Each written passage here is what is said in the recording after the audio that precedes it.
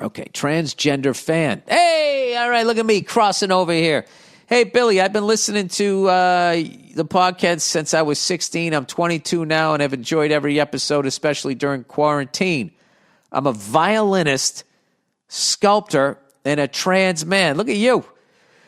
Definition in the next paragraph. Thank you. And have been wanting to write in for a while. After hearing you read the letter a fan sent in about his trans friends attending his wedding, I thought now would be the time. Oh, beautiful. All right, let me do the recap. So this guy was getting married, and not one but two of his friends that he was going to have be groomsmen either had transitioned or were in the process of transitioning. And he was like, am I an asshole if I don't want him to wear a dress? Okay, that was the question. So me knowing nothing about the subject, that didn't stop me from answering it. That's in I believe the previous or 2 episodes ago. All right, so now we're going to actually hear from somebody living the life here. First off, I do want to clarify that by trans man, I mean I transitioned from female to male. Oh, fuck, okay. I didn't get that.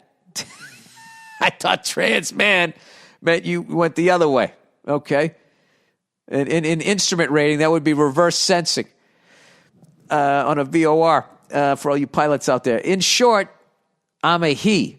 In your response to the fan that wrote in, you said that transitioning seems like a massive emotional process, and you were exactly right. Hey, look at me. Look at me. Not bad for a cis white male.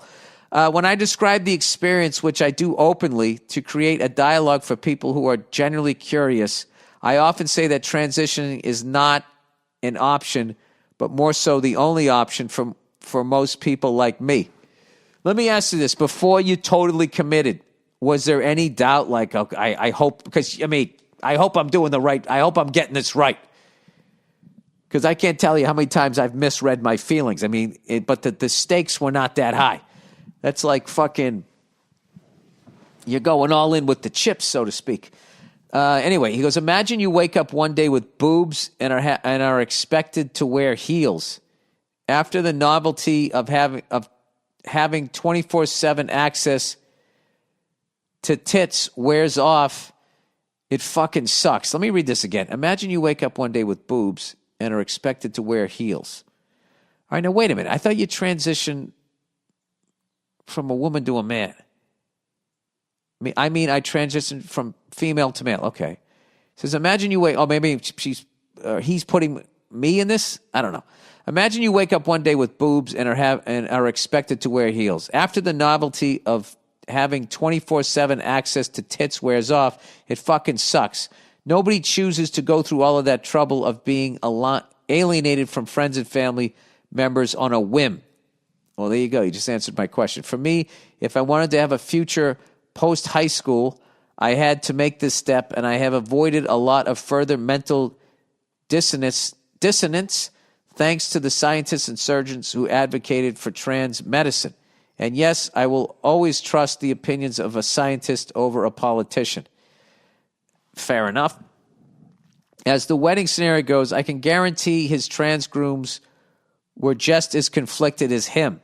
I also came out right before a relative's wedding and was given an ultimatum of, you either lie about your identity if you want to remain a part of this family, or you won't be welcomed back into our lives. It's just fucking... Can you imagine your family saying that to you? I ended up playing violin at their ceremony for free and never getting invited to another family reunion. Wow. That is really fucking sad. I'm sorry that happened to you. Hopefully, Jesus, in the near future, that doesn't happen. How do you disown your own kid? I don't get that. I don't get that. I mean, I draw the line of, hearing my kid leave and then getting charged with at night in covering for a murder. I mean, there are lines. Yeah, you do some Dateline shit, I mean, you're kind of out on your own. But I'd still visit you when you went to jail, and I would be like, where did I fuck up that made you do something like that?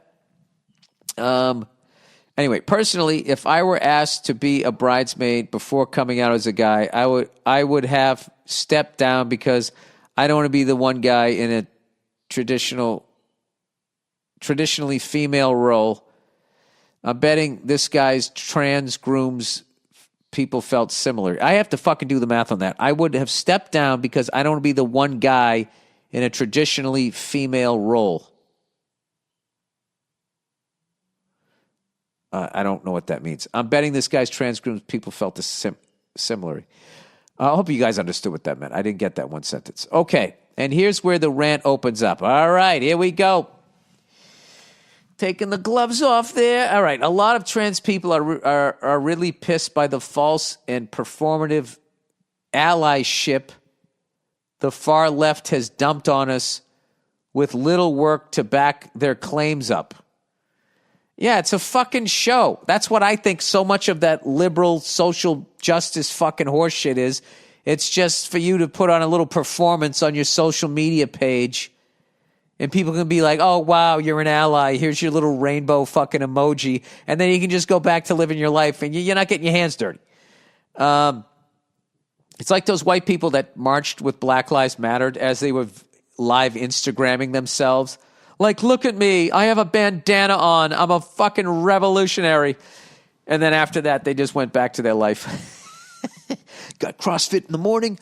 We are identifying more as independents because we've experienced hate from the right and tokenism from the left. Oh, yeah, you get used. I mean, which is worse? At least, I mean, I know the hate, if it escalates to violence, is bad, but at least if somebody's just straight up says how they feel about you, as opposed to just using you. Anyway, I think a lot of your jokes about trans people are actually more about performative cis people. I don't know what cis means, who are using trans issues for votes because they know we are a very vulnerable group. Well, they kind of do that with everybody. I guess that's the only positive way. Politicians always do that. They're always fucking looking for some fucking angle for themselves. Anyway, but not all of them. They're not all bad. There's got to be some good ones in there. Trans people just want to live a normal life, start a family, and not be claimed as a political pawn. I was at my lowest depression before I started hormones and got my chest masculinization procedure. What chest did you go with? Are they good enough that you can pick one out? Because personally speaking, I would go fucking Matthew McConaughey.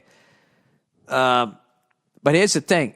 You know what's funny is if they actually get it down someday where you could do that, all of these fucking people who are like anti-trans and all of that shit, if they find out that you can actually get a Matthew McConaughey chest and they're looking at their fucking man tits, they might do it. You know? I got the McConaughey. You know, right before they fucking put the fucking gas on your face, you have headphones, and the last thing you hear is Matthew McConaughey going, all right, all right, all right. And you wake up with a chiseled tan chest. That'd be fucking hilarious if I did that as a redhead and my chest didn't match the whiteness of my head. Then I have to go reverse Michael Jackson, and do a reverse bleaching. Anyway, let's not make this about you, Bill. Anyway, he says, I haven't left the house in weeks. I hadn't left the house in weeks and nearly dropped out of school. Since transitioning, I'm happy, back on stage, volunteering, writing music. That's great. Teaching violin students, running my small business. There you go. Don't work for somebody else. And I have met someone special. Oh, look at you. I know from an outside perspective, being trans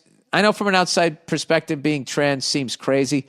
If you knew the thunder and lightning between my fucking ears, I don't think anybody's crazy. I think it's fucking crazy to go through life and not think that you're kind of fucking nuts yourself. Walking around thinking you have it all figured out. I think that that's fucking crazy. I'm not going to lie to you. Like shit freaks me out. Without a doubt. I'm not saying this shit, but I will tell you, when Bruce became Caitlyn, there was definitely, a what the fuck moment. Now I'm used to it.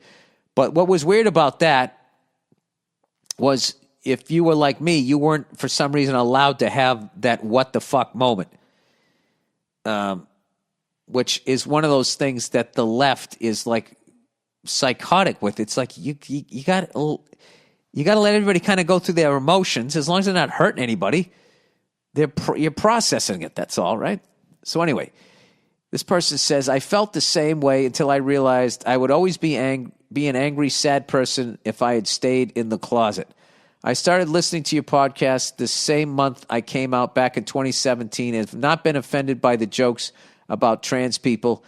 Contrary to what the far left or right wants you to think, trans folk have a pretty thick skin and we're no strangers to having to advocate for our rights. I've been doing a lot of work on undoing the anger I built up over my teenage years, and listening to your show has given me laughs when I needed them the most. Thanks and go fuck yourself. Wasn't that great? Look at me, huh? I'm going to make that whole fucking thing about me. You know, the appeal of me is just really amazing. And you guys, I just want to say, as a podcast justice warrior, all right, so if anybody is listening to this and your kid is gay and they came out and you disowned them, can you not do that to them? That's such a fucking horrible, horrible thing to do to somebody. It really is. It really is. It's like, just try to be, just fucking work your way through it. You know what I mean? It's, I don't get it. I don't fucking get it. That happens to me with one of my kids. I mean, it's you. Just be who the fuck you are, and don't be a fucking asshole to other people. That's all I ask. Can you just do that? Great. All right.